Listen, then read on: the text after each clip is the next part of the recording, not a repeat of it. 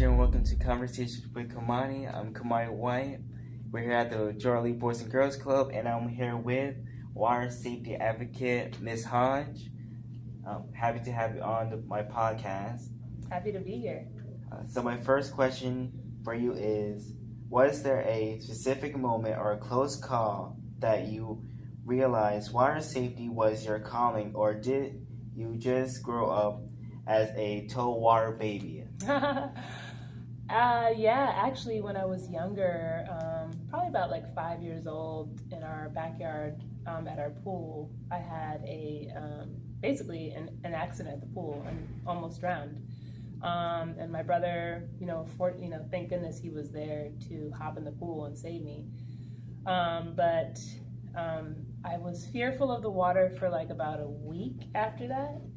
And then I learned how to swim really good by going to my neighbor's house.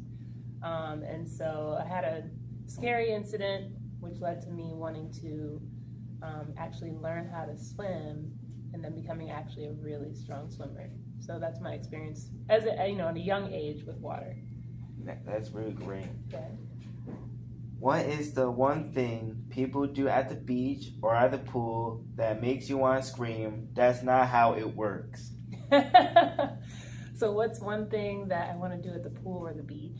You said that. What's one thing people do at the beach or the pool that makes you want to scream, "That's not how it works"? Makes you want to scream, "That's not how it works."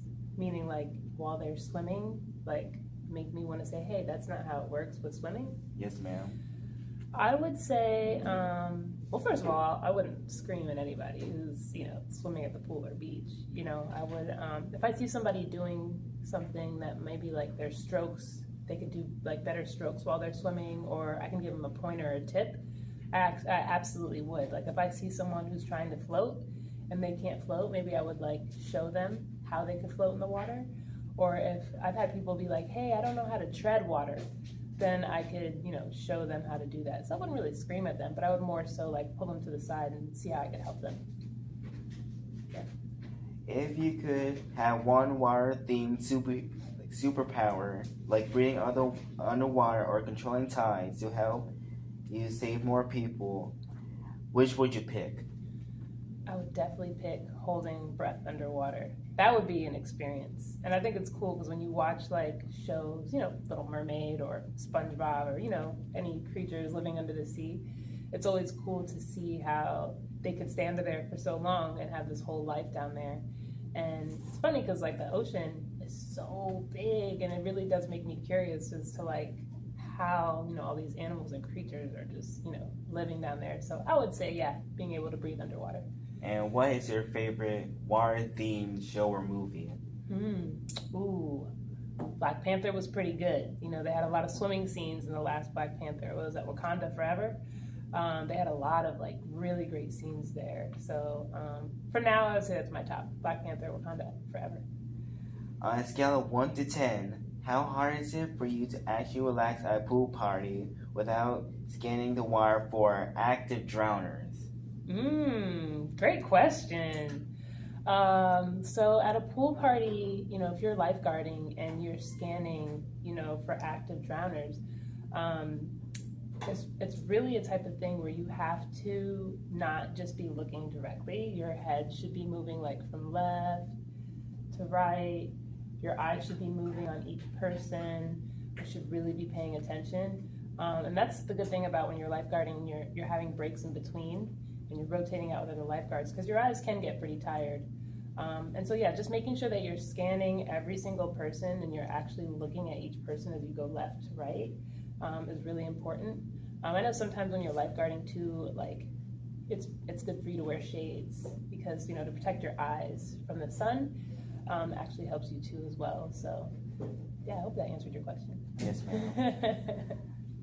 As a pro, sell this for us. Is a cannonball or a belly flop the most respectable way to enter the pool while we are just having fun? Absolutely, a cannonball. Belly flops hurt. I don't know if you've ever done a belly flop before in the pool, but it is not a fun thing.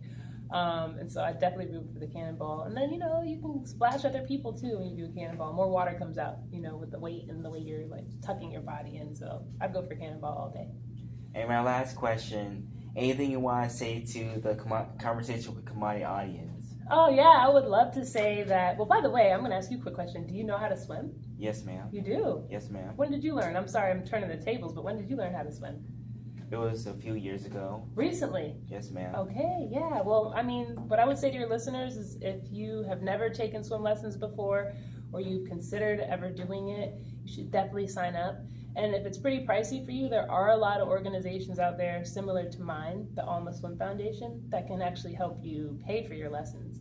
And there's really cool jobs in the summer if you're 15 years old and up to lifeguard. I'm a huge advocate for our youth becoming lifeguards. So if you're looking for a cool job, being a lifeguard is something you should definitely look into. And make sure you guys learn how to swim. Don't keep putting it off. Make sure you guys learn because it's really important. It's a life skill everyone should know. Yeah. Thank you, Ms. Hoidge, for being on my podcast. And Absolutely. I'm Khmani White, and this is Conversations with Khmani.